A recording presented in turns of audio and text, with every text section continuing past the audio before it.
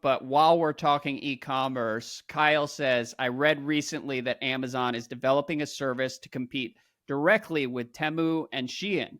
This feels inevitable and necessary in some regards, but the question is how they'll brand it to distinguish it from being normal Amazon.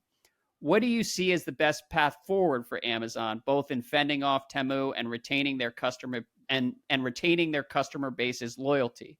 While we joke about the flood of commoditized crap on Amazon, the reality is there are real quality and value propositions that customers perceive from the Amazon brand, and this move could erode that from multiple directions. Then again, is Amazon so big that it doesn't really matter? So do you have any quick instincts on that question, Ben?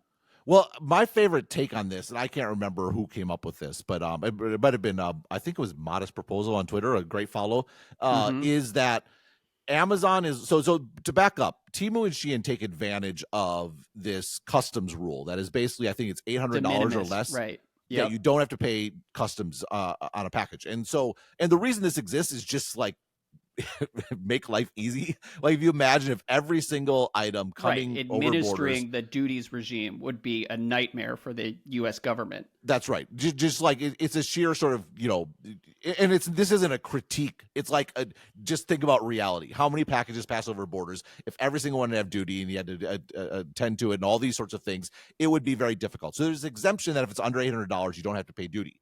Well, what Temu and Shein have done is like, look, we'll sell super cheap crap from China.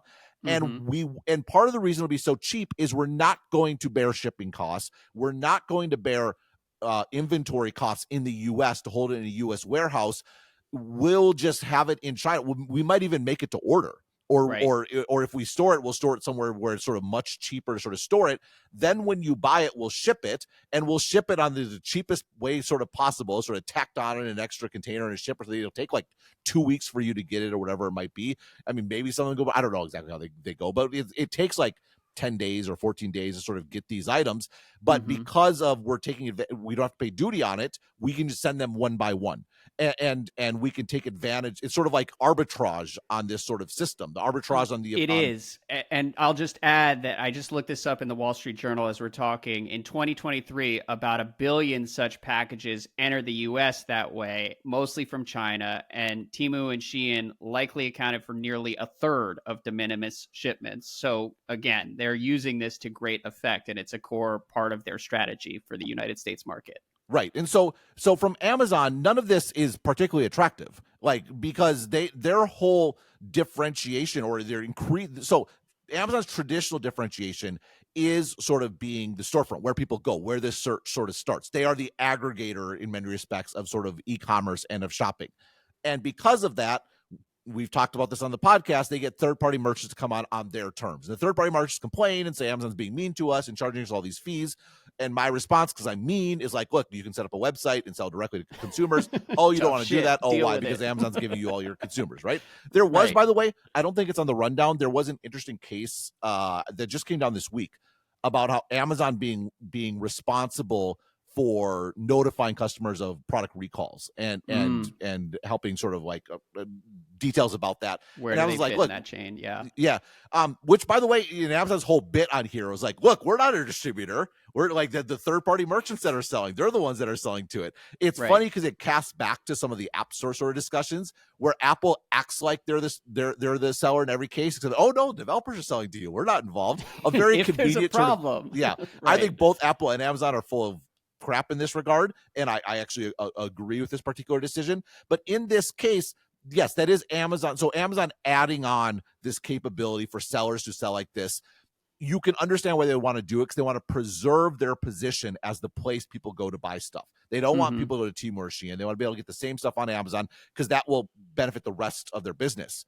At the same time, their developing core differentiation is logistics. It's their warehousing, it's their delivery, it's all these sorts of things, which this new service doesn't really leverage. This is much more of sort of a defensive play than one that actually takes advantage of what Amazon does. And so the theory, again, I think it was Modest Proposal 1 or whoever, but whoever put forward is Amazon is launching this to draw attention to the de minimis sort of program so that it will get closed down. So they are launching this That is a program to great fail. take. Yeah. Well, that's Which, been my assumption because we've gotten questions about Temu and Shein, Temu and Shein for the last 6 months or so. Every month there's a new question, and my assumption with Amazon has always been that Temu and Shein will run into regulatory issues sometime in the next few years because there are concerns about labor practices, and they're also taking advantage of the de minimis loophole.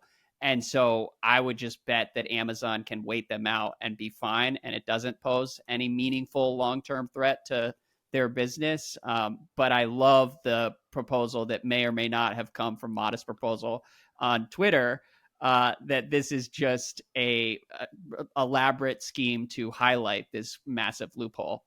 yeah, I mean, Great so take. I like to take also. I mean, this isn't. I don't think this is a business Amazon wants to be in, but Mhm. you can understand why they would feel the need to launch it. But yeah, Amazon's preference would be that yes, you get a lot of crap from China, but that crap from China goes through our warehouses and is delivered by our drivers. And sort of when we double up on our differentiation, not just that where you start your search, but also then we hold the goods and we deliver them and all that sort of thing.